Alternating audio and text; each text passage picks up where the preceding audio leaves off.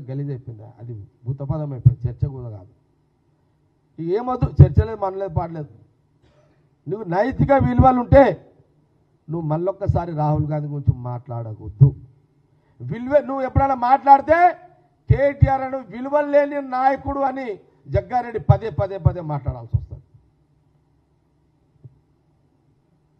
రాజకీయాలు అవసరము, పవర్ అవసరము, ఒకరి మీద ఒకరు తిట్టుకుంటాము, కొట్టుకుంటాము, పోడ్చుకుంటాము, కానీ మాటనే ఉంటుంది. అది పెట్టుకోండి. విలువలతో కూడుకున్న రాజకీయం అనేది ఎప్పుడైనా చరిత్రలో ఉంటుంది. అది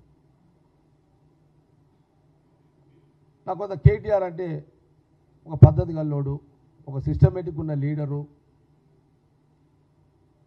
నేను ఒప్పుకుంటా. కానీ ఇలాంటి రాజకీయ ప్రకటనలు రాహుల్ గాంధీ గారు చేసే ముందు ఆచితూచి మాట్లాడాలి, ఆచితూచి అడుగులేయాలి. అందుకే నేను కేటీఆర్ ఒకటే మాట చెప్తున్నా. ఈరోజు నేనే సాక్ష్యం. ఇంత ఓపెన్గా చెప్తున్నా, ఇంత ఓపెన్గా చెప్పినా అంటే రేపు నా పార్టీలో నా మీద అంటారే, రేపు ఏదైనా వాళ్ళని పిలిచి నాకు ఏదైనా పోస్ట్ ఇస్తున్నానుకో మా వాళ్ళు మాట చెప్తున్నా.